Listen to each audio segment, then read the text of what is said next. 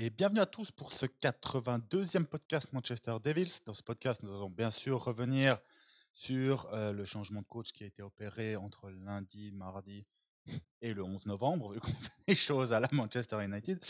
On reviendra aussi sur une news. Pour changer, on va parler un peu des U18. Et si on a le temps, on verra quelle partie du podcast on mettra pour les deux matchs qu'on a eu cette semaine face à Leicester et face à Chelsea. Donc pour cette émission, je fais mon grand retour, mais toujours accompagné des trois fidèles au poste, Adama, Salut à tous. Jérémy Hello. et Mohamed. Salut à tous. Donc avant de commencer, je vous rappelle que Manchester Devils, ce n'est pas qu'un podcast, c'est aussi un site internet, un compte X, un compte Facebook. Donc n'hésitez pas à nous suivre et à nous rejoindre sur les différentes plateformes. N'oubliez pas aussi le petit like et le petit abonnement. On est à 1638, je crois, j'ai regardé juste avant de commencer. Si on peut atteindre les... Allez, 1670 pour ce podcast, pour fêter la fin de l'ère Tenag qui était tant demandé dans les commentaires. Guillaume, appelle toute ta famille. Allez, c'est le moment. Donc, on va commencer tout de suite par un peu de léger. Je sais que je vais, je vais délayer, on dira, le moment où on va parler de Amorim. Mais je voulais parler un peu des U18, les U18 qui sont en train de retourner le championnat, tout simplement. Les U18 qui ont tout gagné cette année. Ils ont battu assez difficilement à leur échelle au tout début de saison City et Liverpool. 2-0 et 2-0. Et depuis, ils ont mis ça à Newcastle, 4-0 à Borough, 9-0 à Blackburn, 4-3 face à Sunderland, difficile, 6-0 à Nottingham et 8-0 à Leeds. On peut dire que c'est fort. On peut dire que c'est très très fort. Une bonne partie des joueurs n'ont pas 18 ans en plus. Hein. Les joueurs clés que je vous ai déjà cités, les Lacey, les Ibrahimov, les Obi Martin qui a commencé. Premier match où il met un triplé en 13 minutes. 13 minutes. Donc après, on est juste largement dessus. Le plus impressionnant pour moi, je dis, c'est Ibrahimov parce qu'il vient d'avoir 16 ans. Et il est petit, il est trapu, mais il a un physique de lutteur ouzbek, je sais pas, mais c'est un déménageur, mais sauf qu'il a quelque chose dans les pieds. Donc c'est la première partie, quelque chose de positif, et surtout ça m'amène en fait à une news qui est passée un peu sous le radar et que peu de personnes ont vu en dehors des personnes en Suisse, on dira. Parce que moi j'ai la chance de travailler à 1 kilomètre du stade du Lausanne Sport qui est aussi à propriété d'Ineos. Et pendant la dernière pause internationale, il faut savoir qu'il y a eu le premier échange des jeunes joueurs de Manchester United qui ont été s'entraîner en Suisse avec le groupe professionnel de Lausanne Sport. Et c'est des mots d'Ineos, la première pierre pour une vraie collaboration interclub entre Manchester United et Ineos. Donc les trois joueurs qui sont allés, c'est pas trois no-names, hein, c'est quand même Oguneye, le défenseur qui est très souvent titulaire avec les U21. Il y a Jack Kingdon aussi qui est un peu moins hype, mais qui est aussi un défenseur central. Et il y a un joueur quand même qui est un peu plus connu, qui est Ethan Williams, l'ailier franco-anglais. Non, il n'a jamais été appelé, mais qui carbure aussi et qui a aussi explosé l'année passée en Il a pas U18. fait la pré-saison avec lui, non? Oui, il était venu, je crois. Je suis pas sûr qu'il ait joué, mais en tout cas, il était toujours dans ce groupe élargi, tu vois. Donc là, il y a eu les premiers échanges. Il devrait y avoir la même chose la semaine prochaine, parce qu'il y a à nouveau une coupure internationale dans 10 jours. Et c'est des vœux des directeurs sportifs, c'est les premiers essais. Et le but est bien sûr de commencer une vraie culture interclub. À savoir que Ineos ne peut difficilement, on dira, le faire avec Nice, parce que tes U18 ou tes U21, tu les prêtes à Nice. Nice qui doit jouer le top 5 en Ligue 1, le saut est beaucoup trop élevé. Alors qu'en Suisse, le niveau est beaucoup plus facile. Tu as quand même des très belles équipes hein, quand même qui jouent bien au foot. Il y a Bâle, ils étaient en demi-finale de la Conference League. Il y a Young Boys qui est en Ligue des Champions. Il y a Lugano qui est aussi premier de Conference League. Donc il y a des équipes, mais c'est un niveau qui est beaucoup plus accessible pour ces jeunes joueurs-là. Donc je trouve ça ultra positif et qu'on commence enfin à utiliser ça parce que des U18 pour ceux qui suivent, qui sont très talentueux, on en a vraiment 10 faciles qui sont meilleurs que ce qu'on a vu les dernières années. C'est des gars qui dominent plus que ce que Garnacho dominait. Hein. Si on prend même des Scanlon, des Biancheri, c'est des gars qui sont dans le niveau de performance pour leur catégorie d'âge, entre ce que faisait Rashford et ce que faisait Greenwood. Parce que Greenwood a détruit le championnat, mais il y a des joueurs, Obi Martin par contre, c'est plus encore que Greenwood, mais bref, il va falloir trouver un moyen pour ces jeunes joueurs pour passer le cap, on dira, des pros. Et je pense que c'est mieux de les envoyer à Lausanne, qui jouent quand même, là ils sont 3 ou 4e, ils sont à 2-3 points du leader. Ils font une super saison, ils ont fait un très bel été au niveau mercato. Et donc je pense que c'est mieux de les prêter dans un championnat comme ça que de les prêter en 3e ou 4e division anglaise, où ils vont tomber face à des bouchers et se faire désosser. Je sais En pas si plus, vous... sur le prêt de Nice, tu parlais de Nice, mais si je dis pas de bêtises, il y a quand même beaucoup de bruit de couloir qui dit que Ineos veut se séparer de Nice. Donc peut-être que commencer à mélanger les échanges n'a pas trop d'intérêt pour eux non plus, de complexifier peut-être la situation. Surtout que, comme je dis, prêter des joueurs, des U18 ou des gars de 18 ans à Nice, qui doit lutter contre Marseille, contre Lens, contre Brest ou je sais pas qui est Monaco pour être dans le top 3, top 4, top 5 pour la Ligue des Champions, c'est des gars qui vont ils vont passer de ton banc à leur banc. C'est ça. Alors que Lausanne, c'est Oui, mais vraiment l'histoire des prêts, enfin des envois, là, on va dire, pendant les trêves pour qu'ils s'entraînent avec le groupe pro, ça peut être intéressant quand même. oui, Enfin, je totalement. trouve. Nice, oui, totalement. Après, à voir comment ça va se concrétiser. Mais il va falloir trouver un moyen. Et on a aussi, ça va aussi dans cette news-là, avec le fait qu'on a viré aussi dernièrement le responsable de nos prêts. C'est-à-dire qu'ils sont en train d'un peu tout. Alors lui, je sais pas, j'ai jamais regardé. Je sais pas s'il était là de longue date ou pas, ce responsable des prêts. Je sais pas. Mais on voit les dernières années les prêts catastrophiques de notre ancienne génération, même Gore. On voit la gestion de Dan Gore. McNeil, Hugill, tout ça. Exactement tout ça. Alors peut-être qu'ils avaient juste pas le niveau, ça, c'est une possibilité aussi. Oui, Mais, aussi. mais quand tu les prêtes en 3e division, où les gars, c'est une autre pression que le championnat suisse. Le championnat suisse est meilleur que la 3e division, sauf que le championnat suisse, il y a des gens qui essaient de jouer au foot. Si vous pouvez regarder des matchs de 3e division, je vous promets que faut être très Ah, très c'est très du très à très très football. De toute costaud. façon, tu le vois dès qu'on affronte une équipe en coupe. C'est Bodybuilder, sauf qui peut. Ouais. C'est la bagarre. c'est un peu ça. Donc voilà, je sais pas si Adama, tu veux dire quelque chose sur cette news ou Non, on va passer sur la suite. on va passer sur la suite. Comme ça, Il y a plus intéressant. Ouais. Je vous l'accorde, je voulais juste en parler parce que je suis un peu la caution jeune joueur dans ce podcast. Donc, juste pour dire que si on fait pas les cons, notre futur pourrait être brillant. On dira. Donc, on va passer à la vraie raison de ce podcast. Donc, À la folle semaine.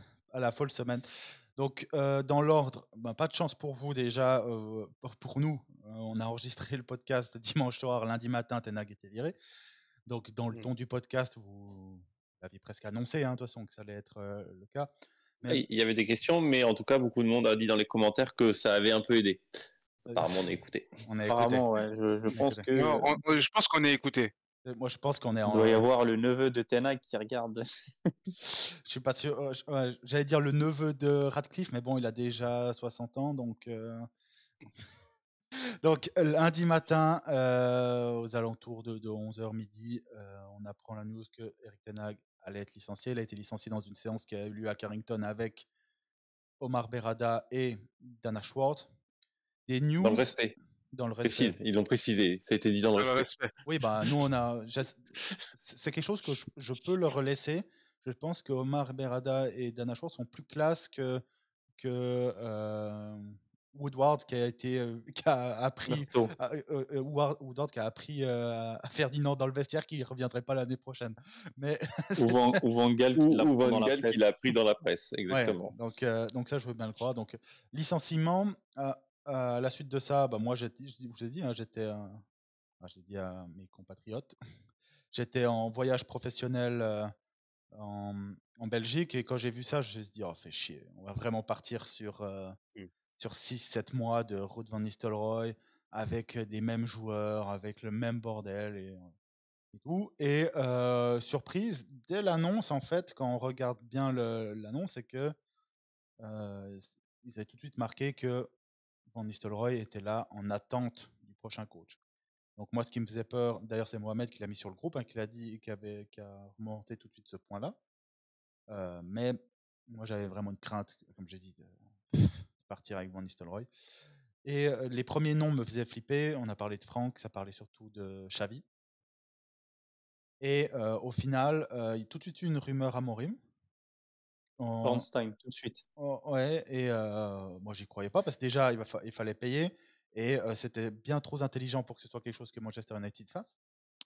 Et donc, au final, c'est ce qui est arrivé. On a payé la clause de 10 millions, à savoir que ça nous a aussi coûté environ 15 à 20 millions pour licencier Ten Hag.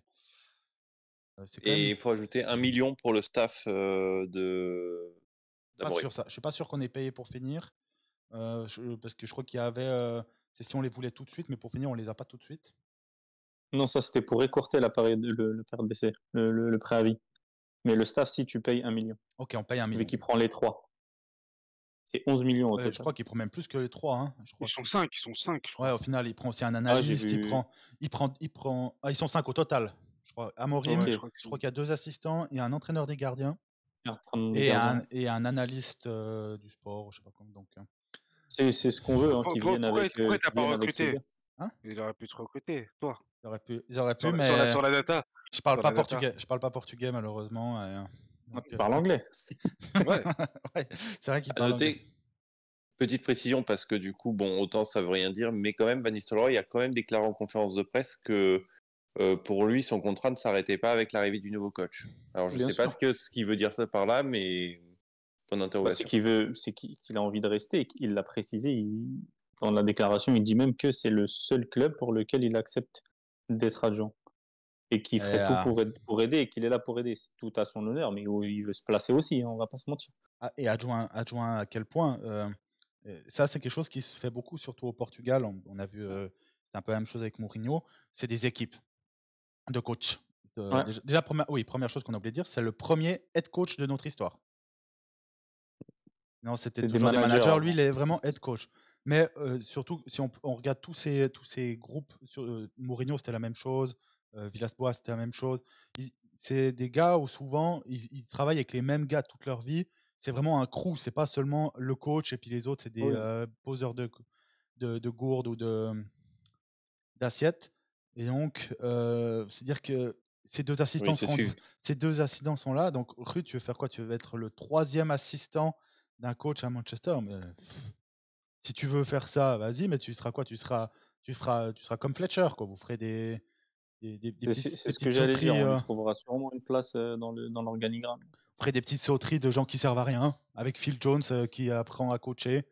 Et puis voilà, mais par contre, René. Malheureusement, il est sous contrat, ouais, donc c'est ça. tu Ouais, mais il est sous contrat. Je me demande ce que c'est le soit contrat tu le pour un. libères, soit. Je me demande ce que c'est le contrat d'un 2e ou 3e coach. Pour un club Oh, comme bah, il y en a un Manchester. dont on n'a pas parlé, mais René Haqueux, je pense que lui, il est. tu Non, vois, là, lui, c'est sûr. Là, je crois qu'il ça a déjà été annoncé que. Ouais, lui, c'est fini. Donc voilà. Ça, c'était très vite. Hein. On a annoncé avoir levé. Ouais, c'est le Sporting qui était obligé de l'annoncer vu qu'ils sont cotés en bourse. Mardi soir déjà? Ou mercredi? Non, mardi soir. Oui, ils ont fait un Mardi soir. statement très vite. Mardi soir, En disant qu'on était intéressés. Ils disent Quand que on allait- Manchester est intéressé et non, ils qu'ils ont ont dit. l'intention de lever la Ouais, clause. c'est ça. Ils ont dit qu'on allait lever la clause. Et donc après, il y a eu un peu de doute. On espérait encore déjà l'avoir pour aujourd'hui. Match face à Chelsea, ouais. Chelsea.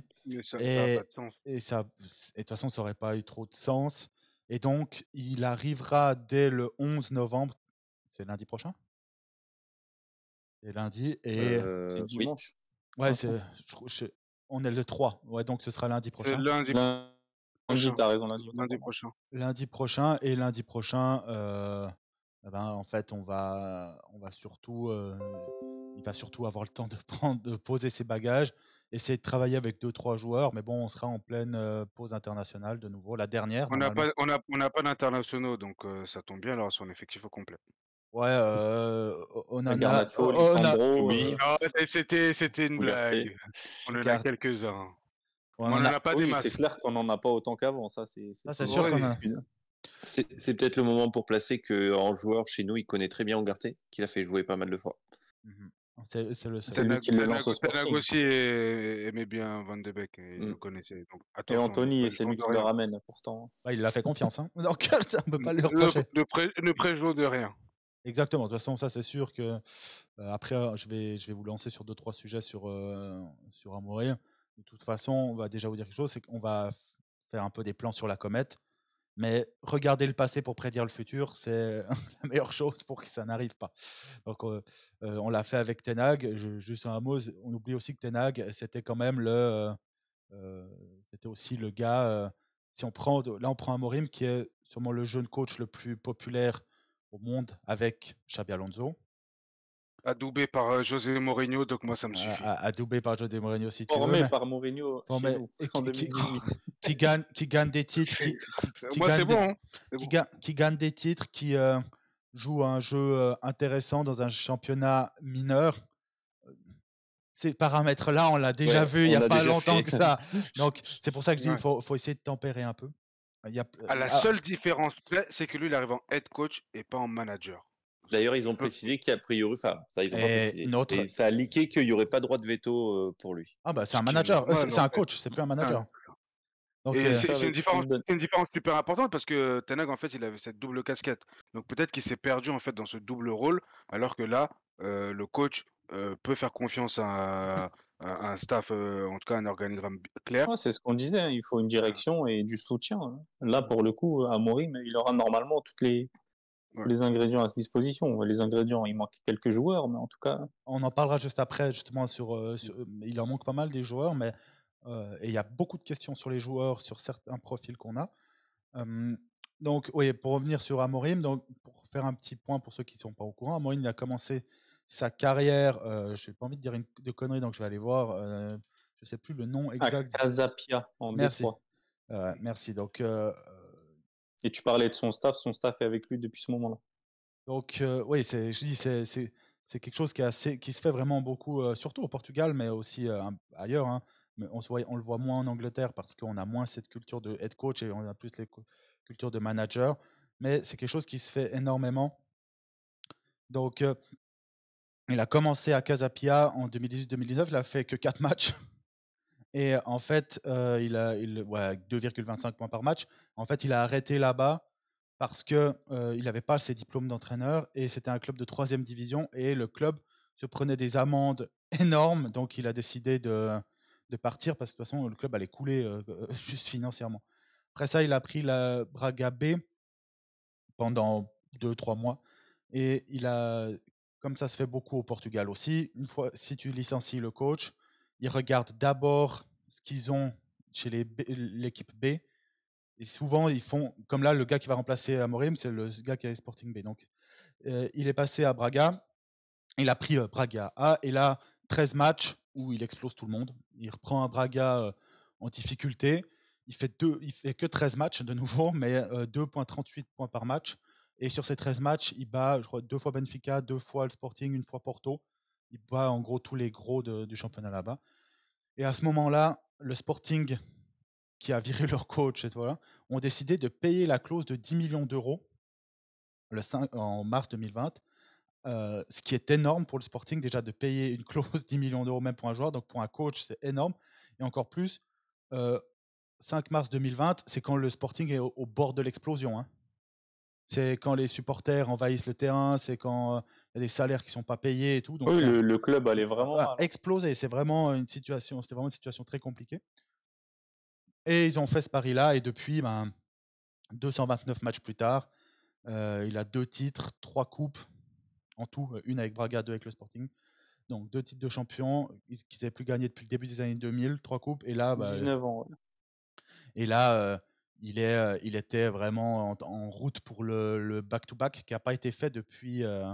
je crois 60 ans, quelque chose comme ça. Ouais, d'ailleurs, ça me paraît bizarre que ni Benfica ni Porto n'aient réussi à faire ça. Ou c'est seulement le Sporting qui l'a pas fait depuis... Non, je crois que c'est Sporting. Ok, alors j'avais mal compris.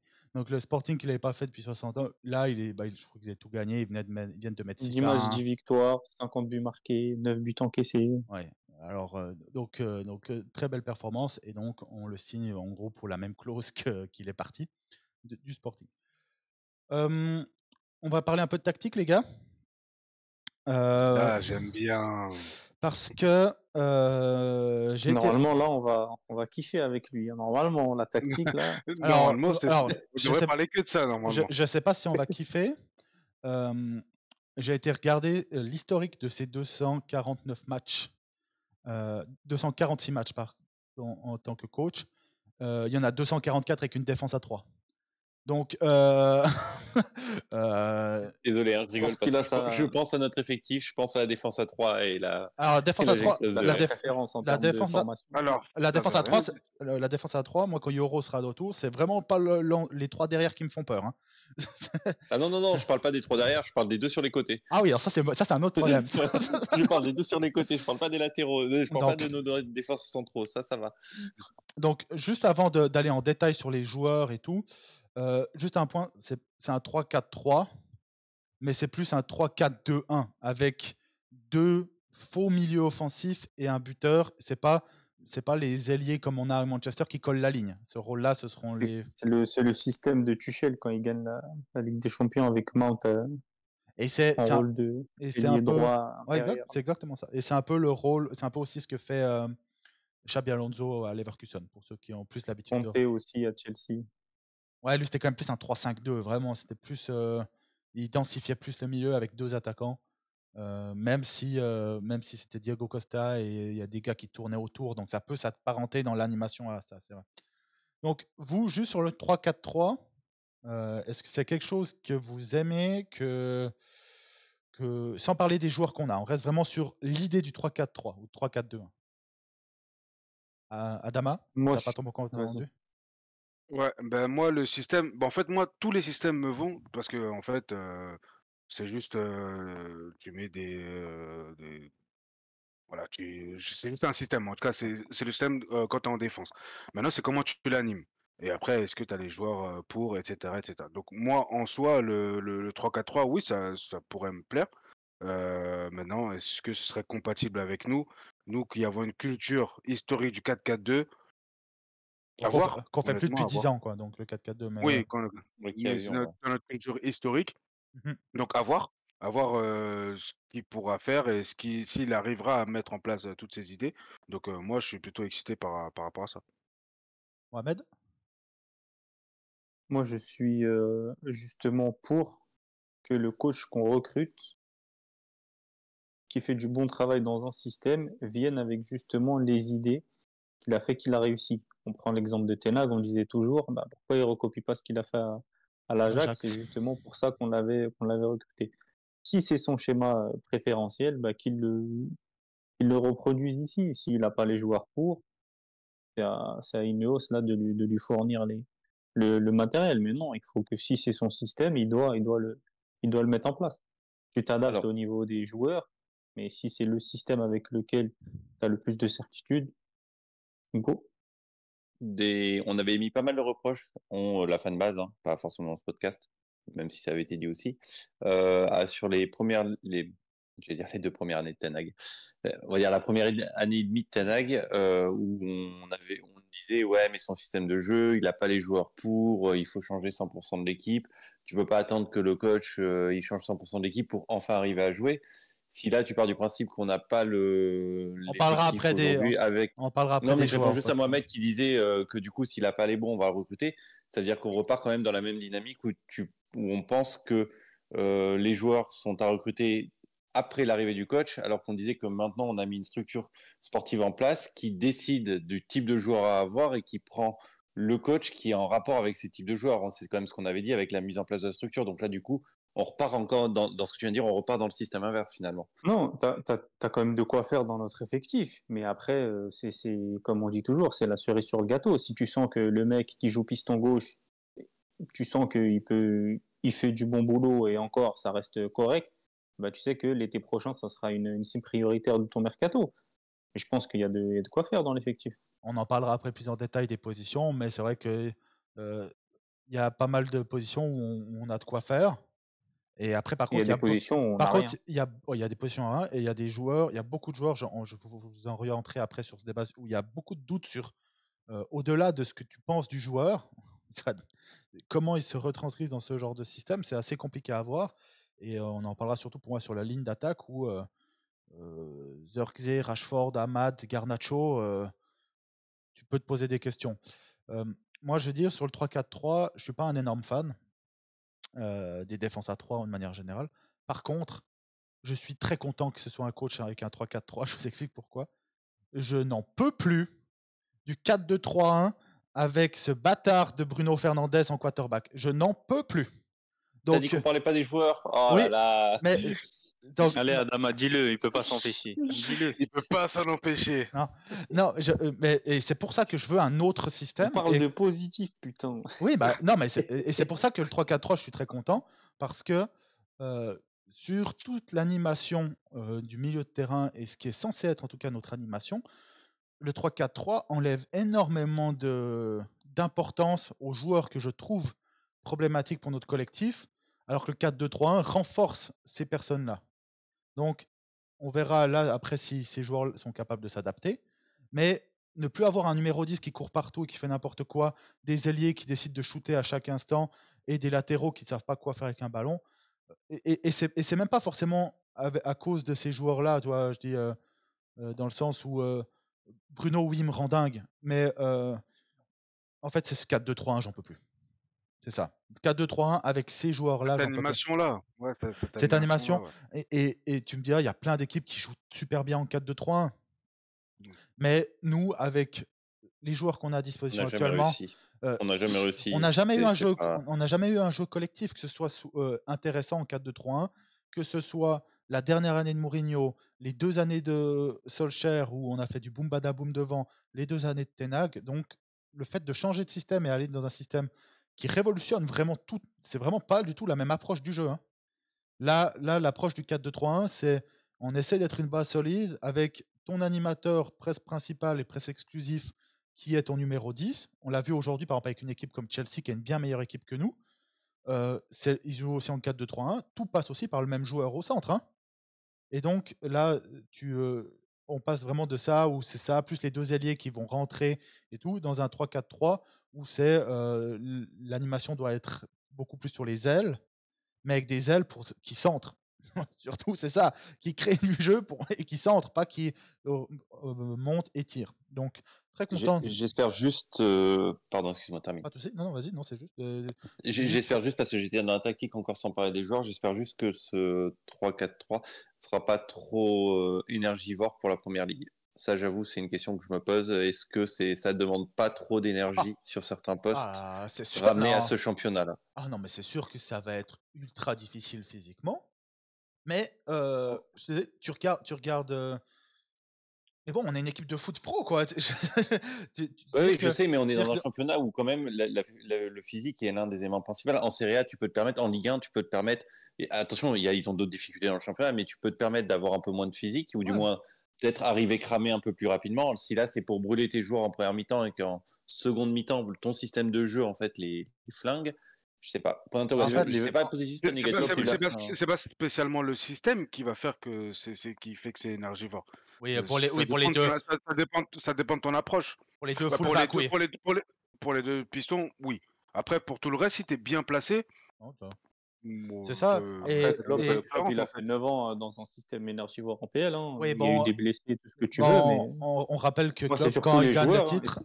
On rappelle que Klopp, quand il gagne le titre, la moitié de son équipe est asthmatique. Mais tu parlais des joueurs, est-ce qu'ils auraient. C'est un jeu assez énergivore pour les joueurs. Roy Keane le disait en match, t'as des joueurs qui veulent pas courir chez nous, et ça on le dit depuis très longtemps, on l'a remarqué. Les coachs se suivent et ça continue à arriver. Donc là, j'espère vraiment que le club va soutenir le coach pour que si des gars ne se soumettent pas au précepte du précepte tactique, ça doit dégager. Et on va parler, Adama, ça va peut-être te faire chier, mais on va parler de Rashford. Mais on parlera après des joueurs. Je suis d'accord qu'il saute, c'est juste que c'est pas lui le principe, pas lui le seul en fait.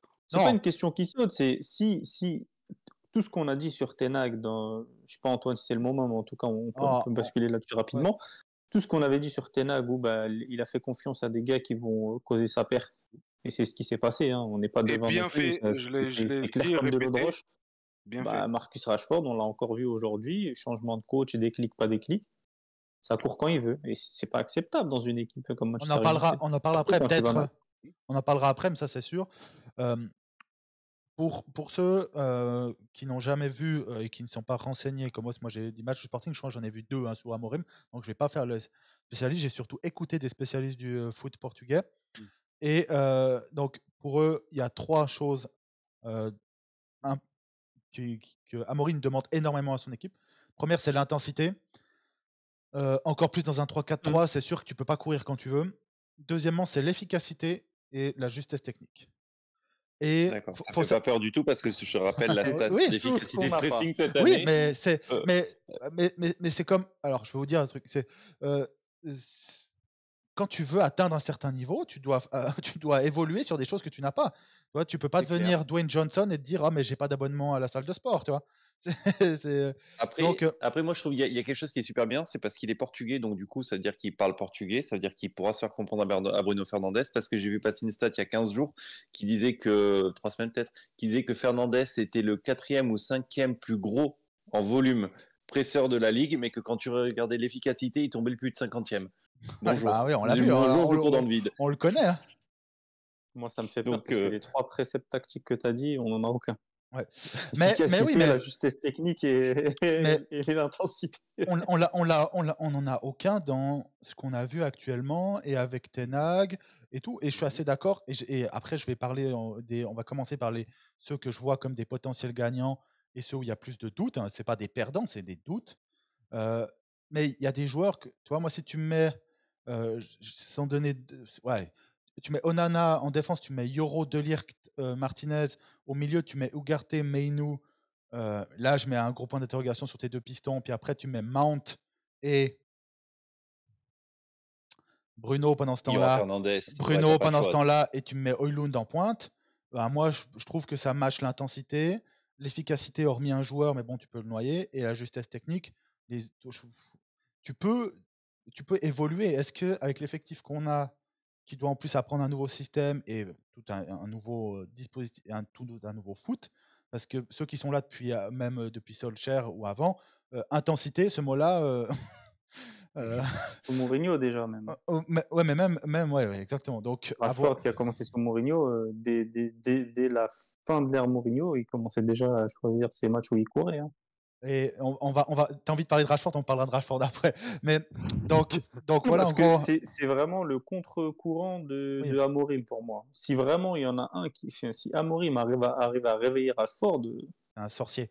Un miracle. Donc je vous propose, j'ai ciblé des potentiels gagnants donc de ce système-là. Donc pour moi, le numéro 1, c'est Højlund. Parce que le jeu d'Amorim, c'est trouver le moyen de mettre ton attaquant dans les bonnes dispositions.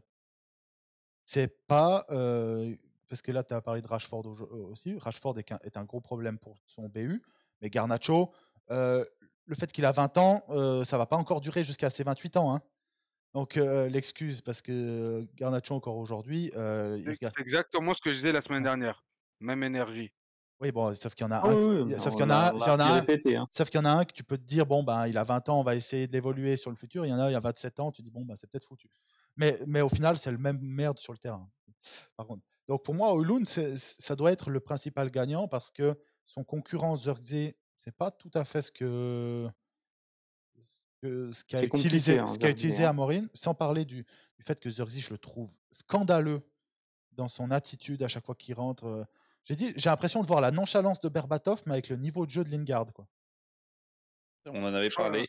Martial me manque par rapport à là ce que je Martial Non, mais Martial était un bien meilleur joueur de foot. Hein. Il y a même pas photo. Ah oui, non, mais largement. Non, mais je veux dire au niveau de la nonchalance. C'est que Martial, il rendait fou aussi. Ouais, mais là, à ce niveau-là, c'est historique, là. C'est historique, là. C'est trop. Je remets les termes, mais j'avais fait le comparatif Weghorst-Zirkzee. Au début, c'était un peu monté en mode non, mais quand même. Aujourd'hui, le pont comparatif est toujours existant. Et, Faut qu'il se bouge, le et coco. en fait, tu peux dire à Højlund, bon ben, t'es pas bon sur certains trucs. Mais bon, il reçoit jamais aucune munition et au moins il court, au moins il se bat. Il gagne pas tous ses duels, il rate des contrôles et Et tout. de Mais bons ballons. Zirkzee est moins intéressant avec le ballon que Højlund. Zirkzee, il alors que c'est attend censé qu'on lui être rentre dedans pour réagir. mais, C'est frustrant. et si vous vous souvenez, Zirkzee, j'en avais parlé lors de sa signature, il y a quand même eu pas des red flags, mais des orange flags, on dira, sur son comportement Des beige flags, ils disent. de starlet au Bayern Munich. Hein, donc, ils l'ont pas laissé partir comme ça parce qu'ils avaient envie. Hein. Donc, quand ils l'ont laissé partir, ils ont préféré prendre un Matistel, plus encore d'autres jeunes joueurs pour que lui, il dégage. Ça veut dire aussi ce que ça veut dire. Mais bref, je vois Højlund comme principal gagnant. Ugarte, je Ugarte, le redis, parce Ugarte, qu'il a bah, joué beaucoup de matchs, je- il arrive, il connaît le système, coach qu'il connaît, Et ça lui va, ça lui va. et ça lui va. Donc pour moi, intensité, agressif. C'est parfait pour lui. Ouais. Ça lui va. c'est ça. Ugarte, bien sûr, j'en ai encore deux. Un que je trouve est la meilleure recrue qu'on a fait depuis longtemps. Non, c'est pas celui que tu crois. C'est il y en a deux. De Ligt. Vas-y. De Ligt. Ouais, je l'avais. De Ligt au centre d'une défense à 3. Avec Martinez à gauche et Yoro à droite. Il va s'éclater. C'est quelque chose qu'il a déjà fait, en plus, jouer dans une défense à 3. Et il a cette qualité de relance, il a ce duel physique. Et quand tu es à 3, tu as des gens qui couvrent aussi un peu pour toi. Il peut être, dans le système d'Amorim, il y a souvent à la relance un des défenseurs qui joue un peu plus haut, qui monte presque au milieu dans la phase de relance. Il peut très très bien le faire. Tu me diras Martinez aussi. Yoro, il est censé aussi pouvoir le faire. On verra. Normalement, on a si les 3 centraux, c'est ceux que tu cites, on a 3 centraux à l'aise techniquement. Donc. Et je vais être. Je sais que je vais pas me faire des amis. Mais si tu pars sur une défense à 3. Je l'ai dit. Bah oui, mais Maguire, et tu peux. Alors, bien sûr, il est en fin de contrat cette année, donc tu vas vers lui, tu dis écoute, on divise par 2, mon coco. Mais moi, si tu. Dans une défense à 3 avec l'Angleterre, il a toujours été intéressant. Et donc, tu te dis. Et puis même, t'es pas à l'abri. Par contre. Les 3 centraux qu'on a cités, c'est des. Je vais pas dire un jury prône pour Euro, parce qu'il n'a pas eu de chance, mais en tout cas. Martinez. Martinez qui s'est encore tenu la cuisse tout à l'heure. Voilà, quoi. Donc, il y aura peut-être. En plus, on est encore en Europa League. Normalement, il y a des matchs à combler. Exactement. Donc, par contre, on voit déjà un petit point d'interrogation, c'est que nos 3 titulaires, ça pourrait être très bien. Par contre, quand tu as une défense à 3, c'est-à-dire que tu dois avoir plus que 4 défenseurs centraux. Hein. Bah, en fait, si tu enlèves les 3. Il y a Evans. Evans, la légende. Tu te tapes une défense Evans, Maguire, Lindelof. Dans une défense à 3, ça te gêne moins que dans une défense à 2. Mais oui, ce serait une catastrophe et on jouerait la 12e place comme aujourd'hui. Mais ça, c'est on a quand même gagné contre Arsenal avec Van Gaal, avec McNair. Et Blackett. Carrick dans l'axe. Blackett et Evans. Non, c'était Carrick dans l'axe, je crois. Non, c'était Evans. Evans, McNair et Blackett. J'arrêtais pas de charrier avec mon pote avec ça. Donc, je vois De Ligt comme un potentiel gagnant. Et pour moi, il y en a un qui voit son horizon s'ouvrir devant lui s'il arrive à mettre un pied sur le terrain. C'est Mason Mount. Mason Mount. Parce parfait pour lui. Mais il arrête de se blesser. C'est ça. Bah, c'est ça surtout. C'est ça que je dis. S'il arrive à être sur le terrain, c'est un des premiers gars que tu mets sur ta feuille de match parce que c'est le joueur parfait dans un 3-4-2-1. Parce que c'est il prend le rôle de Pedro Gonçalves. Exactement. C'est son poste, clairement. C'est là où il a brillé le plus avec Chelsea en tout cas. Donc pour moi, pour moi, c'est ça. J'ai un. On va parler des doutes. Parce que sinon. J'en ai un autre. Dalot. Oui, moi je l'avais aussi. Ouais, mais Dalot, je le mets pas. Il a le volume. Mazraoui, les deux. Oui, mais je les mets pas dans les potentiels gagnants. C'est des gars dans notre équipe actuellement qu'on joue à 3 et que ce soit des pistons ou qu'on joue à 4, ils seront quand même titulaires. Ils sont Mazraoui très bon, Dalot correct. Non, Dalot catastrophique cette saison. Et Dalot, on verra. Non, on oublie les goals qu'il a offert où après 2 minutes de jeu, il lève la main comme ça pour dire excusez-moi, j'ai laissé mon gars seul dans les 5 mètres. Mais non, mais. Hashtag Tottenham. Ouais, c'est ça. Et Dalot, on verra. Ça peut être un gagnant. Mais moi, on a un latéral offensif. J'aimerais bien le voir une fois quand même. hein, parce que en termes, parce que les 2 derniers matchs offensivement, ça pique les yeux, hein. Donc enfin avant le. Surtout quand tu vois le match de Aaron Wan-Bissaka avec West Ham qui a fait un ouais, top c'est vrai. match offensivement. Bah oui, Wan-Bissaka, il Ça va te crever. ouais, top match, on va se calmer, mais qui était bien meilleur. Donc lui, c'est un gros problème. Et par contre, si on reste sur les joueurs-là, j'ai un joueur où j'ai un doute. Après, j'ai 4 joueurs où j'ai des doutes. 1, 2, 5 joueurs, pardon. Premier, c'est Ahmad. Ahmad, dans un 3-4-2-1, il pourrait jouer très bien derrière l'attaquant. Le problème d'Ahmad, déjà en première ligue dans un 4-2-3-1, mais encore plus dans un 3-4-2-1, c'est l'intensité, frérot, physique. Oui, physique. Non, mais là, tu peux transposer. Au niveau des positions, oui, ça peut être Trincao. Ça peut être. Ouais, dire, tu peux transposer à Trincao qui joue faux ailier droit, tu vois. Ouais, mais Trincao, quand il joue en. Oui, mais Trincao, il fait 1,84, il fait 15 kilos de plus que Ahmad. Ahmad, c'est surtout l'intensité et son gabarit. C'est-à-dire que là, tu le recentres. Donc, il faut des gars qui soient très habiles techniquement et qui soient capables de combiner dans les petits espaces. Il est parfait là-dedans. Par contre, il explose sur chaque duel. Et c'est dû à son tu peux plus faire un ballon aérien. Et alors mais ça va. Si tu as des joueurs qui moi, ça me va. Moi, je veux pas de ballon qui vole, moi. Tu as besoin d'une variété quand même. Tu vises Højlund. Et surtout, si tu as plein de joueurs qui courent à côté. Ouais, ça peut aller. Et lui, en termes de decision making, il n'est pas dégueu, donc je pense qu'il n'aura pas toujours une couverture à 2 sur lui si autour de lui ça court un peu. C'est pour ça que je mets des doutes et pas des morts dans le film, tu vois. Donc, et pour moi, c'est un doute parce que c'est en plus un ailier, tu peux pas mettre sur les ailes dans un 3-4-3 lui. Ouais, non. De toute façon, il joue avec des vrais pistons gauche sur les côtés. Oui, alors il fait un truc, il fait un truc aussi, c'est que au Portugal, dans les petits matchs, il met beaucoup des ailiers de formation dans son 3-4-3. Mais le problème, c'est qu'en première ligue, tu n'as pas de petits matchs où tu peux te dire je mets Rashford et Garnacho sur mes ailes, comme ça. Donc il se fait ouvrir. Hein. Le premier, c'est Ahmad. Le deuxième, on va garder Rashford pour la fin parce que Mohamed, il est chaud. Le deuxième, c'est Bruno, dans le sens où Bruno, il a sa place dans un 3-4-2-1.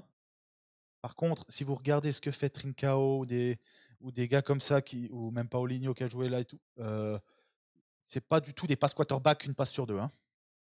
C'est des gars qui doivent jouer dans les petits espaces, qui doivent jouer collectif. Et en gros, c'est quand même l'exact opposé de ce que fait notre pote Bruno depuis 4. Il arrive en quoi, 2019 où c'est quarterback pass sur quarterback pass. Donc quand ça passe, c'est magnifique. Mais encore le match aujourd'hui, hein, on en parlera après un petit peu, mais j'ai les chiffres devant les yeux. J'ai failli faire une crise cardiaque.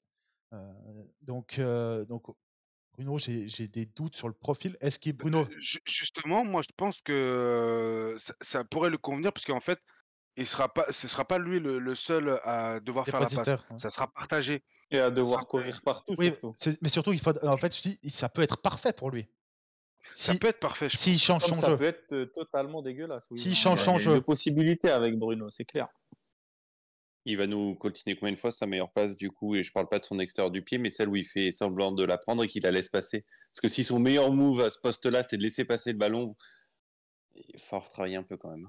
Mais moi, je pense j'espère simplement que le fait qu'il est prolongé, si Amorim n'en veut pas, ça doit pas être un frein au fait qu'il s'assoit sur le banc, qu'il soit vendu. Hein. On en a parlé, tu sais que les 2 premières années, il sera sur le terrain. Alors, pas de débat. Après, Amorim, c'est un gars qui, quand il est arrivé au Sporting, il a dégagé des cadres pour faire jouer des juniors. Hein. Donc, on verra s'il a le même pouvoir chez nous. Moi, je pars du principe, je pars positif. Je me dis qu'ils ont l'air de lui faire confiance, de lui faire confiance, lui donner les clés. Et ils ont l'air de exactement. Donc, j'espère qu'il pourra faire ce qu'il veut. Après, on va pas parler de cette partie-là parce que c'est de la spéculation 100% et oui, on va attendre avant de le voir.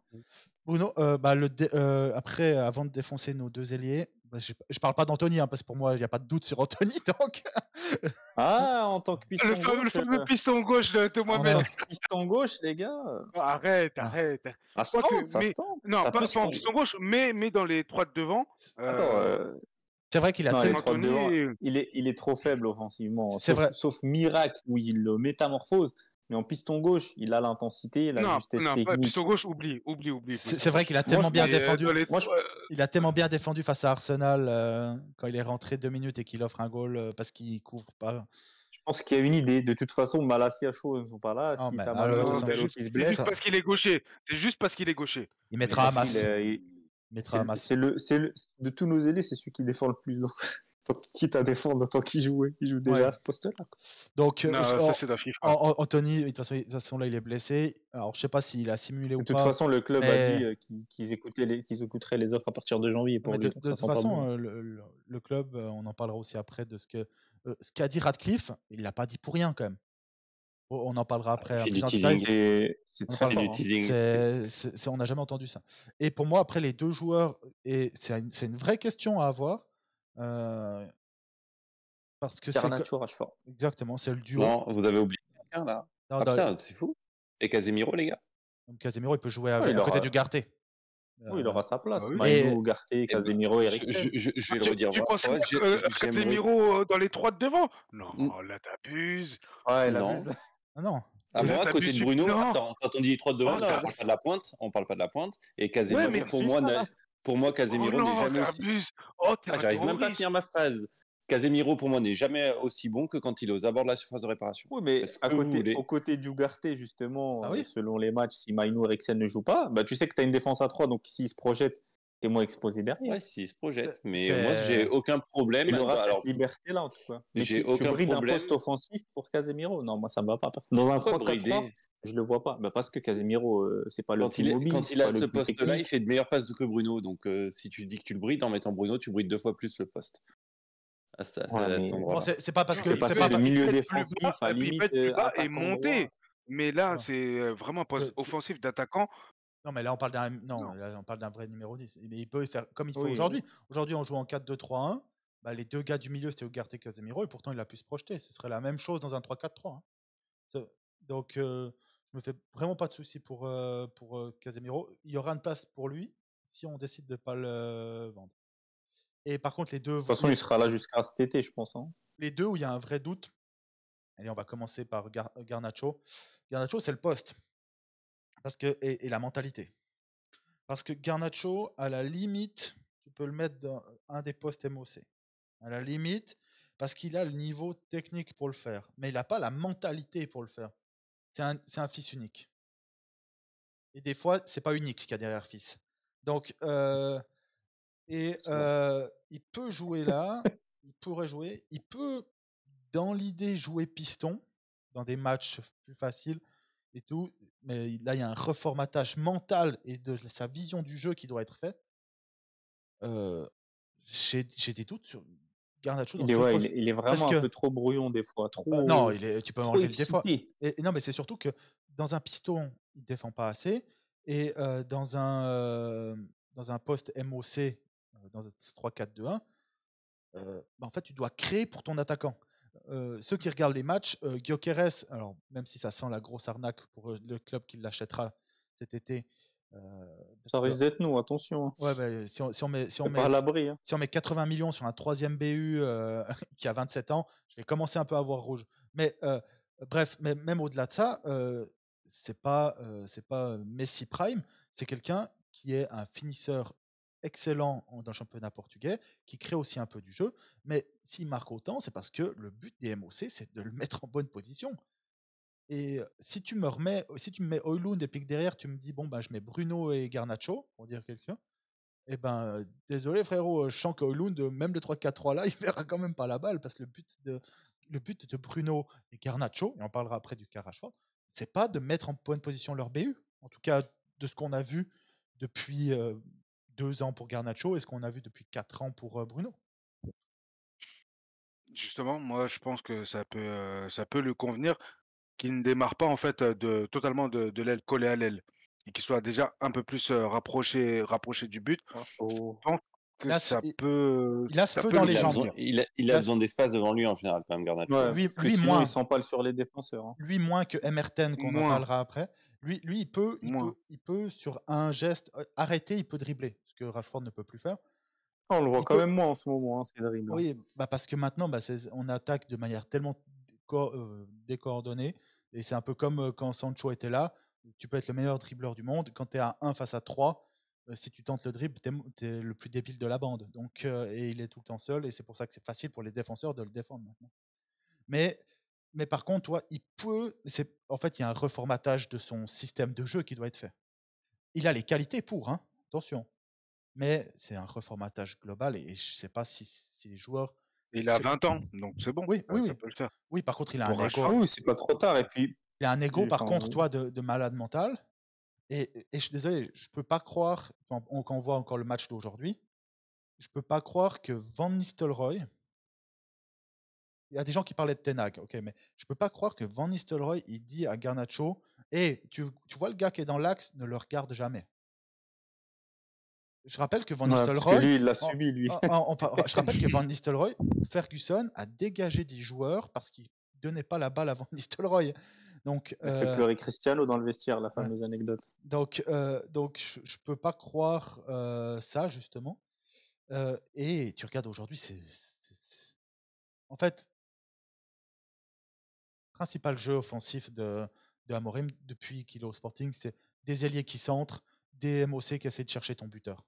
Est-ce que Højlund est le buteur parfait pour faire ça? Je pense dans le profil, il l'a. Est-ce qu'il aura le niveau? On verra. Mais par contre, si tu lui donnes pas la balle, c'est clair que encore aujourd'hui, tu vois, il a un seul ballon exploitable. Et bon, il y a penalty, même s'il devait tirer. C'est quasiment dingue. Et pour moi, le dernier qui est plus problématique encore, parce que lui, il a 27 ans, et qu'il est moins habile dans les petits espaces comme ça, c'est Rashford. Ou Rashford, dans les deux postes au MOC, je déteste cette idée. Moi, je serais devant.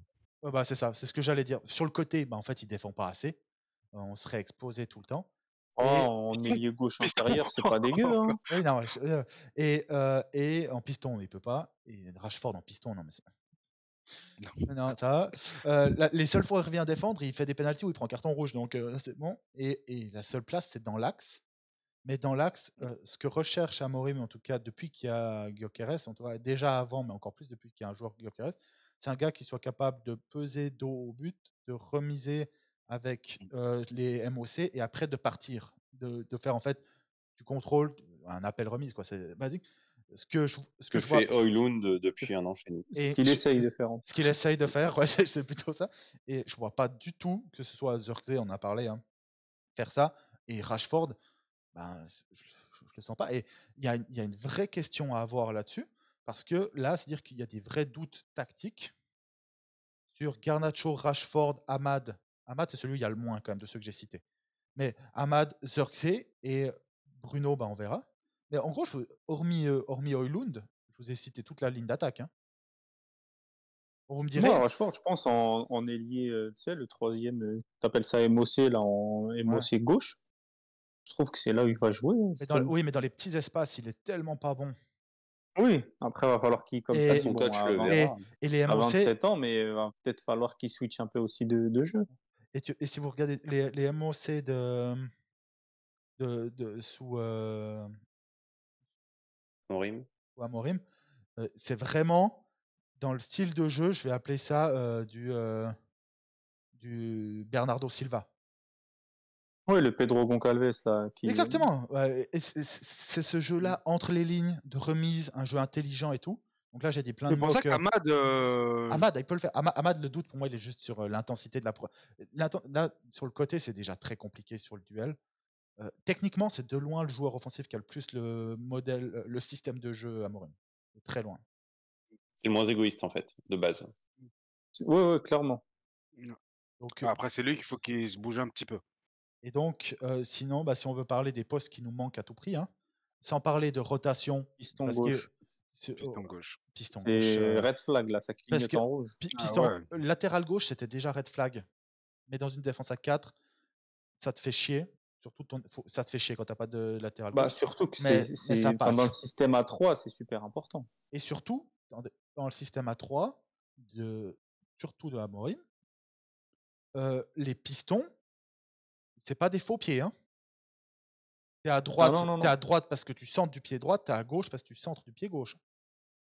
D'où ma petite idée sur Anthony. et tu vois, tu peux te dire, il y a certains comptes que j'ai lu, ils ont dit c'est parfait pour Luke Shaw. Mais pour moi, Luke Shaw, si tu le mets piston au bout de 3 matchs, il est de retour à l'infirmerie. Parce qu'il se sera claqué 3 fois ou à force de Ah faire là, il les y a le allers-retours. dernier Call of qui est sorti. Ah non, lui, ça, il sera remplaçant de Martinez. Ouais, oui. Non, non, Martinez. Ah oui, en centrale. Ouais, Ouais, c'est vrai qu'on n'y avait pas pensé. Mais... Alors, non, mais c'est bien moi, possible. je vous pose la c'est bien question. Pas plus mal, hein, franchement. C'est bien possible. En remplacement de central gauche, vous essayerez pas Mazraoui? Vous pensez qu'il est pas capable? Alors, central gauche. Oui. Je pense qu'il est capable. Vraiment. Mais pas cette année. Oui, mais pas cette année. C'est lui qui se projette le mieux. Entre Dalot et lui, c'est celui qui se projette le mieux, je trouve. Ouais, oui, mais c'est justement. Je vois l'idée. Celui qui fait le mieux. Ça a été cité, ça a été cité. Ça a été cité par pas mal de gens. Pour moi, tu pars mieux avec un bon piston gauche et Mazraoui en arrière gauche parce qu'il va mieux combiner, je pense, que cramer Mazraoui. Parce qu'en fait, le problème dans ce système, c'est que tes pistons, c'est hyper ingrat parce qu'en fait, ils donnent tellement physiquement que c'est difficile au niveau bonne passe de faire toujours le bon geste. Mazraoui, il a l'air d'avoir le. Bon, Dalot, même sans ça, c'est déjà difficile. Supérieure. Pour moi, Mazraoui, il a une qualité supérieure de passe courte que tu dois profiter et pas cramer dans ton effort physique. C'est ce que je te dis. C'est ce que je te dis. Je préfère le voir à un poste où tu le crames pas. Tu vois, si Dalot il se crame, ça me pose moins de problèmes. Je suis d'accord, mais pas cette. Je suis d'accord, mais pas cette année. Parce que cette année, après c'est le temps. Quand je dis cette année, Dalot et Mazraoui, le premier match face à Ipswich, je mets ma main à couper que Dalot sera à droite ou le contraire et Mazraoui piston gauche. C'est les seuls pistons qu'on a. Oui. Oui, je comprends. Mais cet été, si tu recrutes, tu dois recruter 2 pistons, pas qu'un. Parce que en plus, c'est des postes où tu n'enchaînes pas 3 matchs par semaine. Et après, tu regardes les équipes qui jouent. Tu vois, il va quand même falloir des joueurs plus doués techniquement et sur la qualité de centre. Parce que tu regardes ce que fait par exemple Xabi Alonso qui joue aussi lui un 3-4-3. Alors 3-4-3 c'est un peu le même système, pas tout à fait les mêmes idées derrière, mais à peu près le même système. Là c'est l'exemple parfait. C'est les 2 latéraux, c'est Frimpong et Grimaldo. Il te faut ce genre de joueur là. Et il y a des rumeurs pour cet hiver. Ça va faire plaisir à Mohamed sur qui sait qu'on voudrait faire revenir parce qu'on a une buyback clause. Mais c'est Alvaro qui devrait revenir. Après, les spécialistes portugais disent qu'il est excellent au Portugal. Donc, moi, je ne l'ai pas vu jouer. Oui, même j'ai vu quelques stats. Il fait partie des meilleurs en Europe, même au niveau des stats en tout cas. Donc à voir. Mais au Portugal, je vais pas me faire avoir. C'est fini ça. C'est pour ça que. TLS. TLS dans le 3-4-3, il aurait été parfait là. Mais on le connaît, on s'est fait avoir. Après, tu vois, je dis. Je me fais plus avoir. Exact. Moi, c'est ça aussi. Je dis, c'est comme Gyökeres. Gyökeres, il a l'air énorme, mais c'est une ligue où Seferovic a été meilleur buteur. Donc, j'aimais juste des réserves là-dessus. T'as même Bas Dost qui au Sporting. C'était un Weghorst dans le profil. Il n'a pas fini meilleur buteur au Benfica, je sais pas. Si. Mais après, tu peux pas comparer comme Gyökeres, même en Europe, il est vraiment impressionnant. Mais, oui, je pense. Mais bon, il aura 27 ans. C'est pour ça que j'espère qu'on va pas faire ça, quoi, quand même. Mais bref, donc voilà un peu pour l'explication, les doutes qu'on a tactiquement. C'est peut-être aussi là qu'un Harry Hamas va avoir son mot à dire jusqu'à la fin de la saison, vu que on a 2 décès à annoncer. Luke Shaw qui a réussi à faire une rechute. Et comment il s'appelle Malacia qui est sur le chemin du retour depuis. Malacia, c'est qu'on ne sait pas d'où il part pour que ça soit aussi long. C'est ça. Malacia, il fait exercice par exercice, si vous avez vu. On l'a mis. Il a commencé. Je crois qu'il fait le 4-4. À faire les taureaux. Je crois. Mais seulement sur les côtés. Il n'a pas le droit de. Lui, quand il perd la balle, il reste sur les côtés. Il va pas au milieu. Donc c'est trop intense. Donc voilà, en gros, c'est dommage parce que tu vois, un Malacia, même si j'ai jamais été impressionné par son niveau de jeu, j'ai jamais trouvé bon.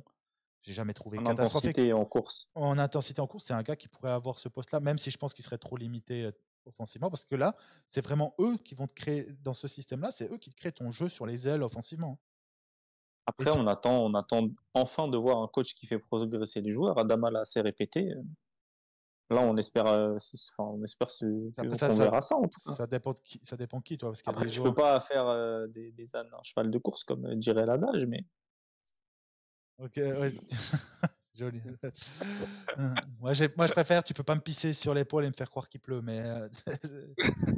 Ouais, mais vu que là, il y a un esprit de compétition, ça peut se transposer, tu vois. Donc à voir. Elle était parfaite. Ok, donc voilà. Donc, aussi un dernier point après qu'on parle un peu quand même des 2 matchs qu'il y a eu cette semaine, c'est de toutes les personnes que j'ai entendues, et j'en ai entendu des spécialistes portugais, je savais même pas qu'il y avait autant de monde qui regardait ce championnat-là. Mais c'est un excellent communicant. Et Il parle anglais déjà, très bon, bien. bon, ça, moi, je suis désolé. Mieux que Ten Hag. Je suis désolé. Non, mais Ten Hag, il parlait bien anglais aussi. Il parlait bien anglais, je suis désolé. sur l'accent. Je suis désolé, même en 2024, il n'y a que Zidane qui parle pas anglais sur cette planète. Je suis désolé. Un minimum. Peut-être. Ouais, mais même un minimum. Mais bref, mais c'est un excellent communicant et c'est. Ten Hag, Il est transparent surtout. Ten Hag, c'était un gros caractère, mais c'était un peu un teigneux boudeur.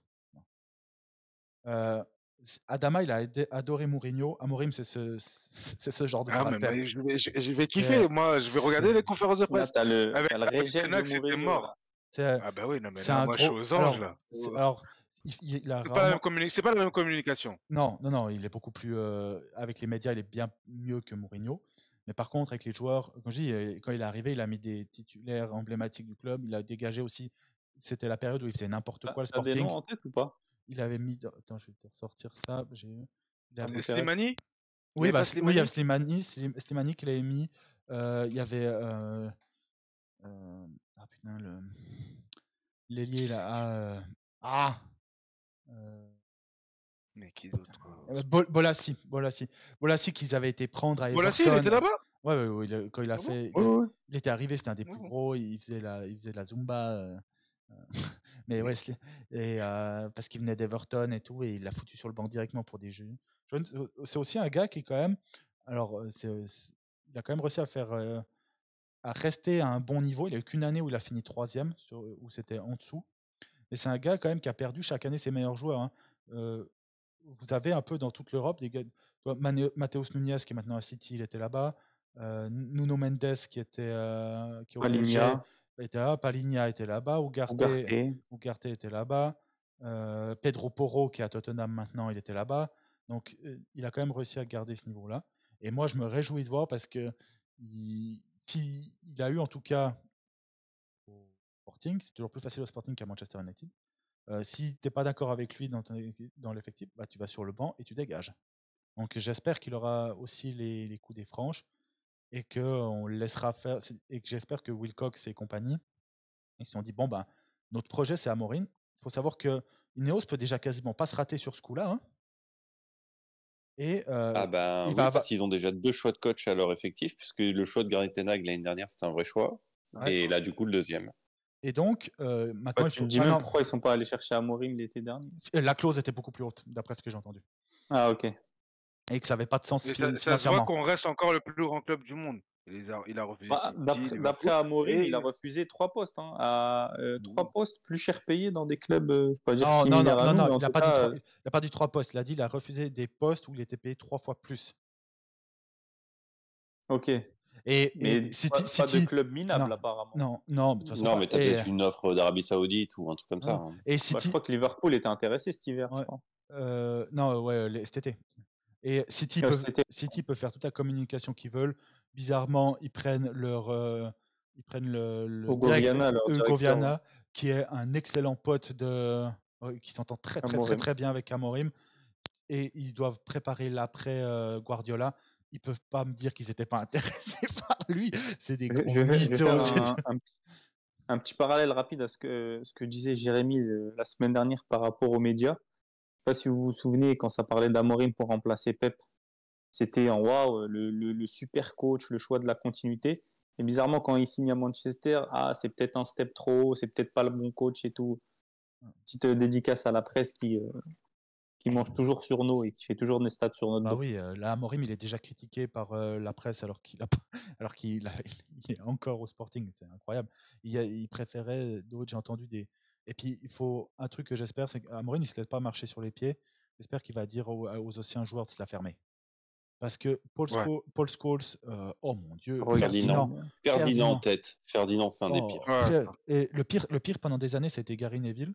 Et là, il a commencé. Depuis que bizarrement, il travaille pour le club, sur ce nouveau projet avec le nouveau stade. Bizarrement, il se la ferme un peu plus. Mais Mais ouais, Scholes, j'ai entendu quel nom? Ah oui, il fallait prendre Tourelle. À tout prix, il fallait prendre Tourelle. Et donc, il voulait prendre Tourelle, puis après, il critique Amorim parce qu'il dit il joue en 3-4-3 et c'est pas l'ADN de Manchester. T'es là, mon gars. Mais alors? Non, attends, c'est même pas. Ça fait longtemps que l'ADN il est plus respecté. Et puis, je suis déjà d'avis que moi, c'est pas parce que Manchester, on a eu nos heures de gloire en 4-4-2 que doit faire la même chose. Première chose, on n'est pas le foot évolue. Le foot évolue. Et frérot, Tourelle, il jouait quel système, blaireau? Un 3-5-2, 3-4-3. Donc, ça montre le niveau des jeux. Bref. En tout cas, hyper excité. J'aurais été jusqu'au bout Ten Hag in. Mais on a besoin d'un élan de fraîcheur. J'espère que ce sera lui il a toutes les cartes en main pour l'être. En tout cas, il a tous les attributs pour l'être. Je ne m'attends pas à des miracles d'ici à la fin de saison. Malheureusement, avec le match nul qu'on vient de faire aujourd'hui, on est quand même assez loin déjà du top 4, top 5. Au moins, moi, j'attends des bonnes performances en coupe. Coupe UEFA ou l'Europa League. Moi, il bénéficie d'un très gros crédit parce qu'il vient en cours d'année. Donc pour moi, cette saison, c'est saison 0. Et l'année prochaine, ce sera sa première saison. Donc moi, je ne vais pas le critiquer avant la fin de la première saison. Ouais. Non, mais je ne vais pas le critiquer, mais c'est-à-dire que j'aimerais, vu qu'on le prend, si vous regardez, j'aimerais bien que ce soit comme Klopp. Klopp, il est arrivé à peu près dans les mêmes eaux, même un poil plus tôt à Liverpool, qu'il était arrivé aux alentours du 15 octobre, un truc comme ça, je crois. De tête. Et nous, et la première saison, ça a été un peu mais dès les premiers matchs, on a vu un changement. Bon, là, normalement, le changement, on va le voir. Il y a un changement. Il met en place la tactique, en fait. Les résultats, on va pas dire ça passe au second plan, mais limite. Et il avait directement convenu. Il a dit écoute, Benteke, c'est pas mon truc. C'est pas dans mon système, ça va pas. Benteke, il venait d'être acheté 40 ou 50 millions. 46 millions, il venait de l'acheter, exactement. Ils l'ont dégagé. Et il faut qu'on fasse exactement la même chose. Parce que maintenant, Ineos, c'est Amorim. Et Amorim, Ineos, ça doit fonctionner. Donc, tu dois tout faire pour que ça fonctionne. Et après, je suis aussi assez content que le coach n'ait pas son veto. Parce qu'on a pris des recruteurs, on a pris Vivel qui a été chercher toutes les pépites au monde pour Leipzig, après pour Chelsea, c'est lui qui a été faire tout son marché en Amérique du Sud là, avec tous les jeunes. Et il faut les laisser travailler. Donc je suis assez content. J'espère juste que ça ne va pas créer des Ugarte, parce qu'Ugarte, on a vu cet été que c'était un transfert Ineos et que Ten Hag n'était pas chaud. Donc, mais on verra bien.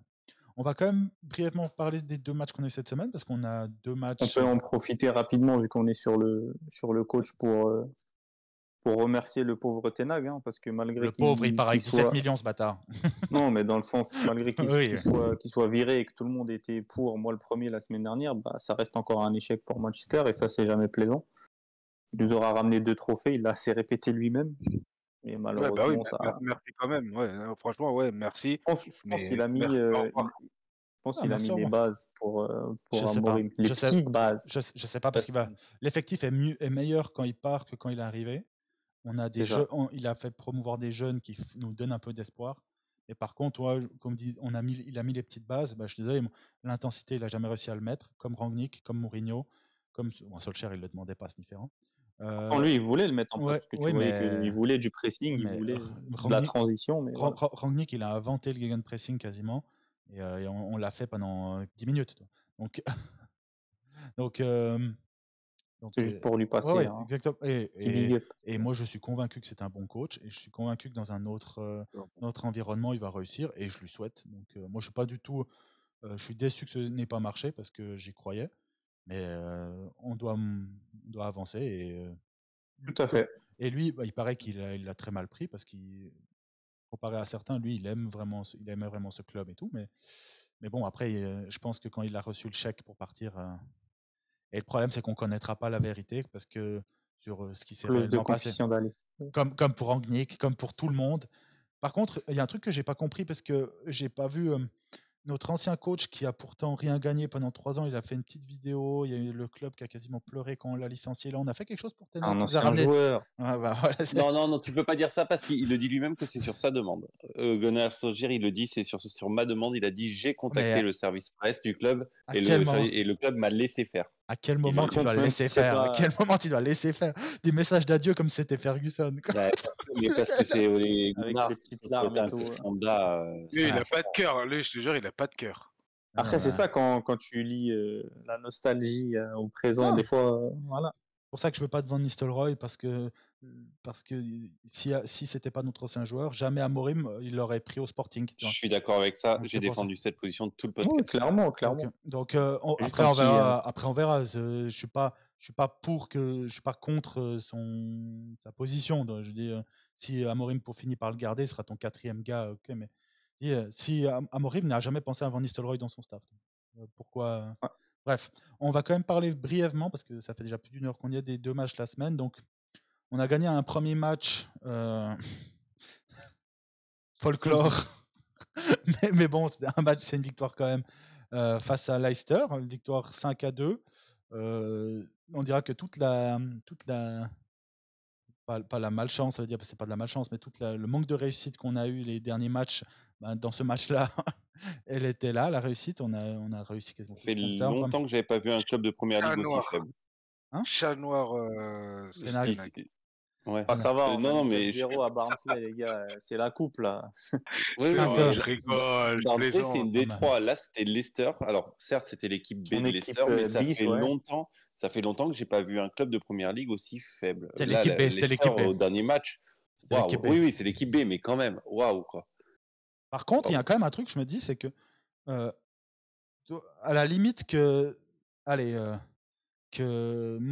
déjà que les grands clubs on le fasse. Là, on était en 8e de finale. Que les grands clubs mettent l'équipe B, j'ai déjà un peu de peine pour la coupe, même la Carabao. Mais je me dis, t'es Leicester, ta seule chance de gagner un trophée, c'est de jouer ces coupes-là. Pourquoi tu mets l'équipe B? Parce que la priorité, c'est le maintien. Bah oui, ta mission principale, c'est de te maintenir et de pas perdre de l'énergie dans les coupes. Surtout quand tu tires un gros dans les premiers tours, tu te dis bon bah foutu pour foutu, autant mettre l'équipe B. Ouais. C'est une hypothèse, je dis pas c'est ça, mais en tout cas. Peut-être. Mais je comprends pas. Bref, on a marqué sur des buts de Casemiro sur une magnifique frappe pleine lucarne, incroyable. Casemiro qui revit depuis Ten Hag. Garnacho qui marque sur un bon centre de Dalot. J'espère que Dalot il a ça en stock parce que c'est exactement ce que Amorim attend de ses wingbacks, de ses pistons, pardon. C'est-à-dire depuis les ailes, tu fais des centres au 2e poteau. Donc c'est la première fois que je le vois réussir ce genre de centre. Casemiro qui remarque sur un corner où il tape le poteau et il prend son propre rebond. Donc voilà. Et après, il y a Bruno Fernandes qui marque un coup franc. Ils sont gentils de le compter parce que la balle elle est 3 mètres dehors, donc ils le comptent. Et par contre, après le 50, même si c'est une énorme boulette de la défense, il élimine le gardien et la finition est très propre. On avait quand même encaissé 2 goals de merde de nouveau parce qu'on est Manchester United. Mais donc une victoire 5-2, surtout le point positif, c'est-à-dire qu'Amorim, il est toujours dans les 3 compétitions. 4 si on compte le championnat, mais c'est-à-dire qu'il est dans les 3 coupes encore qualifiées. Et on est en quart de finale face à Tottenham. Alors Tottenham, en gros, la seule équipe le seul gros qui est pas là, c'est City, qui s'est fait sortir par Tottenham justement. Ils ont trop de blessés.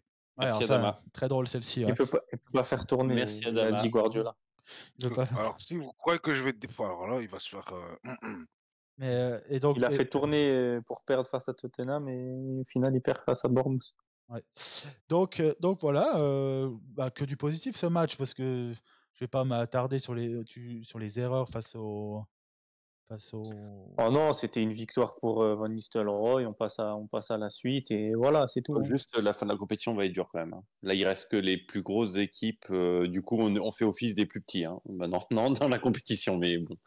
Je sais pas, c'est quand les prochains matchs justement. Est-ce qu'Amorim il reste que les gros. C'est hormis Crystal Palace de mémoire. Non, mais dans le sens que les gros. Ça arrive quand? Je vais regarder. Tottenham, je suis là sur le calendrier. Tottenham. Peut-être ça n'a pas encore été placé. Le 17 décembre. Le 17 décembre, je viens de Mais voir. c'est marqué à définir. Donc est-ce que c'est l'heure qui est à définir? 2 jours après City. Ouais, ça va être sympa ça. Et puis on a. Oh purée, ouais. Et puis. Arsenal 10 jours avant. Ouais, là j'ai le calendrier. Ouais, faut faire des points là. Jamais, faut battre Ipswich là et battre Everton. Oh, c'est les petits frères Arsenal. Ouais. Je sais. Longtemps on les a pas battus les petits frères. C'est pas grave, ça reste les petits frères. Ils ont grandi les petits frères. Vous avez entendu Evra? Non.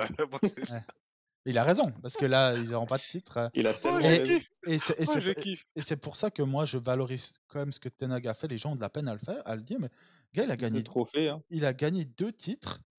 C'est 2 trophées qui comptent. Et surtout, les gens minimisent le fait qu'on ait gagné la FA Cup l'année passée. On a battu City, hein. On a battu Liverpool et on a éliminé Liverpool en quart et on bat City en finale. Mais bref, Arsenal, ils n'ont pas 2 titres sur les 2 dernières années, toi. Donc. Et puis même à mettre au crédit de Ten Hag, certes, il l'a dit 1000 fois en conférence de presse parce qu'il était sur la fin du siège éjectable, donc c'était sa seule défense. Personne sur les 2 dernières années et demie, personne n'a gagné en Angleterre de titres plus que lui, hormis Manchester City. C'est le 2e coach qui a gagné le plus de titres. Tu le tournes dans le sens que tu veux. Mais bref, c'est factuel. Ça, c'était le gars. Donc, je sais pas si vous avez encore un mot à dire, sinon on peut parler vite du match de Chelsea aujourd'hui. Non. On termine sur Chelsea, c'est ok. Oui, c'était rapide Leicester.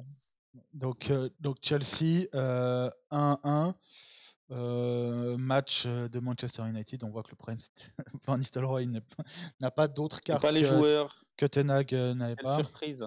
Mais 1-1 face à Chelsea qui était un match d'une pas mal d'intensité mais d'une piètre qualité quand même des 2 côtés. J'ai trouvé 2-3 choses intéressantes où on a bien défendu, on a été costaud, mais bon. Chelsea un jeu un peu plus fluide que le nôtre. Oui, mais par exemple, et c'est pour ça que le 4-2-3-1 a ses limites, c'est que Chelsea, c'est un peu le miroir d'United, ils l'ont dit quand même. C'est-à-dire que tout le jeu passe sur Palmer. Palmer était dans un match moins bon, le jeu de City offensif était moins intéressant. Alors nous, on a la version. J'aurais bien aimé avoir un ailier du style Pedro Neto. Hein. En théorie, Pedro Neto, il est pas moins fort que certains qu'on a, toi. Donc, ça percute pas mal. Hein. Oui, je te dis en théorie, c'est pour ça que je te dis ça. Mais et voilà, donc on finit dans un match où le 1-1 est juste, on marque sur un penalty de Fernandez, comme ça il pourra dire enfin qu'il a marqué un but. Sur une magnifique ouverture de Casemiro, faut pas le dire trop à nos potes en haut à droite, mais et un contrôle de Højlund dans la surface magnifique. Il essaye de passer le gardien, il aurait mieux fait de tirer, mais bref, et il passe le gardien fait clairement faute, il met ses 2 mains sur les pieds de Højlund, il y a faute. Donc penalty, et on encaisse 4 minutes après le fameux mental des joueurs de Manchester United, alors qu'ils étaient encore en train de se congratuler au bord du corner, où on a l'impression qu'on avait marqué la penalty de la Ligue des Champions. Avec Casemiro qui pleurait presque. Et Caicedo, là, il nous marque. On l'avait un peu oublié, Caicedo, depuis son transfert et ses 120 millions. Il fait un bon match aujourd'hui. Hein, mais... Lui et Lavia, vraiment pas mal. Lavia, je comprenais pourquoi Antoine insistait dessus. Hein. Alors, moi aussi, j'insistais sur Lavia. On était tous sur Lavia. Le seul problème, c'était le club pour lequel il jouait, il ne l'aurait jamais vendu. Donc, vu qu'il était à City. Ouais. Ah non, mais non, ils l'ont vendu à Southampton. Non, ils l'ont vendu à Southampton, on pouvait le prendre. On pouvait le prendre, ouais, c'est juste. Non, c'est juste, il n'était pas prêté, il était vendu à Southampton et Southampton l'a revendu. Donc oui, on est des débiles. Mais très magnifique frappe, pure, il n'y a rien à dire. Et après, jusqu'à la fin du match. Technique de plongeon cette fois-ci, Jérémy. Alors non, parce que moi, ce qui m'a un peu mis les nerfs, rien à dire, il y a un petit hors-jeu de position quand même. Non, il est pas hors-jeu. Mais quoi? Comment ça, il est pas hors-jeu? Il gêne pas le gardien. Et la balle passe entre ses jambes, il écarte les jambes au moment pour la laisser passer. Mazraoui le couvre. Ah, j'ai pas vu le replay, il est couvert. Je sais pas s'il est couvert, mais en tout cas, il y a action de jeu. Sinon, il y a action de jeu. Hein. Oui, je suis d'accord avec toi, mais il est couvert par Mazraoui. D'accord, j'ai pas vu le replay où il était. Ok. Sinon, ça aurait été checké, enfin, j'ose espérer. Non, justement. On peut en parler. Comme le coup de coude dans l'arcade d'Højlund au milieu du point de pénalty qui n'est pas checké par la VAR, alors que contre West Ham... Tu vois, sur son coup, il a des traces de griffes. Et d'après la d'ailleurs, dans ce Marquinhos, normalement, c'est rouge. Hein. D'ailleurs, j'adore Colwill et j'aime beaucoup Fofana avant ses blessures. On peut m'expliquer pourquoi ils ont pu faire du catch toute la journée, eux? Højlund, il n'y a pas un duel. Tu vois Martinez qui se fait dégainer le carton rapidement, mais en tout cas. Højlund, il les a maltraités et il n'y a pas une seule fois où ils ne font pas faute sur lui. Il est trop gentil encore.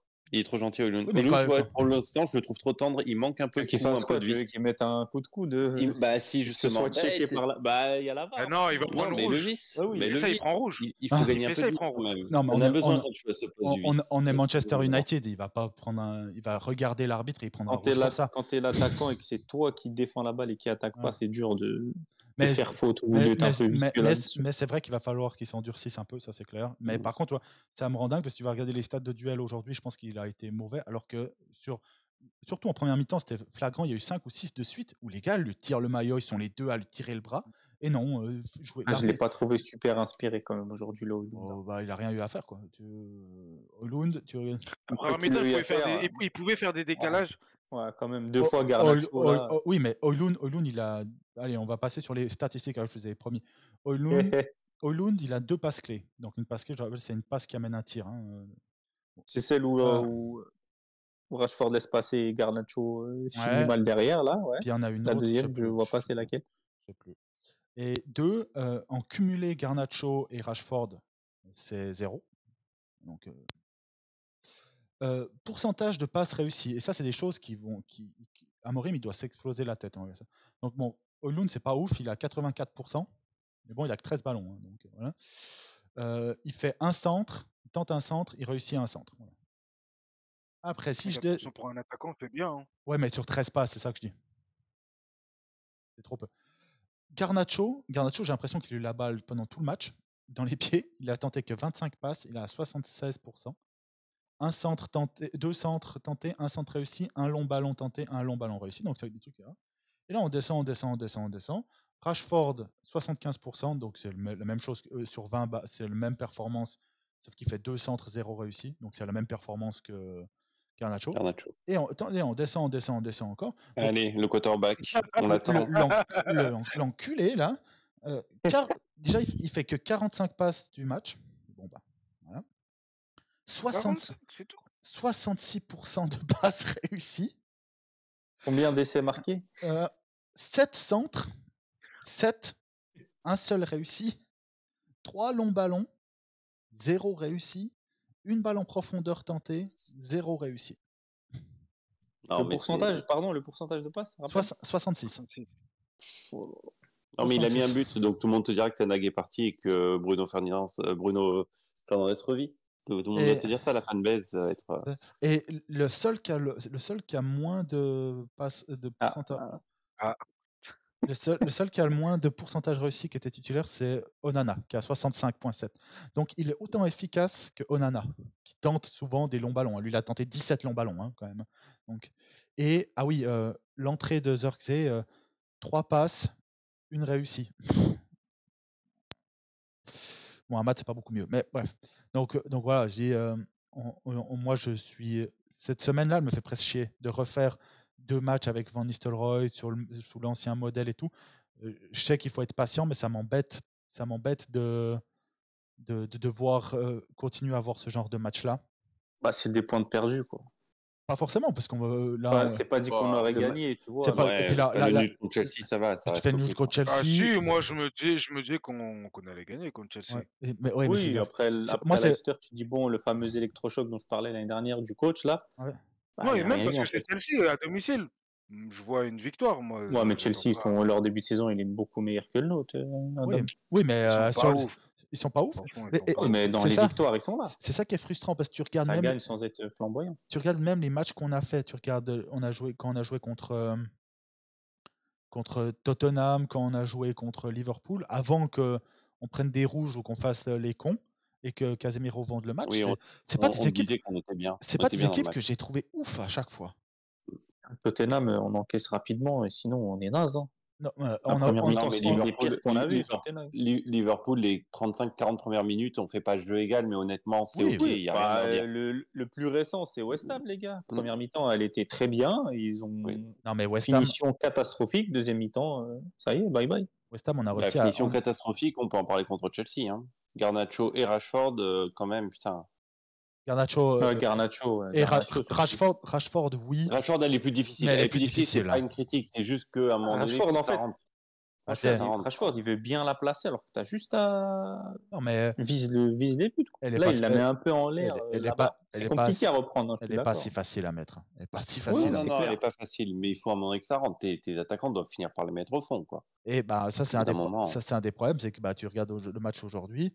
Qu'est-ce qu'on a vu? Bruno quarterback à 2 balles et tes 2 ailiers qui ne regardent pas ton attaquant de pointe et qui mangent la feuille.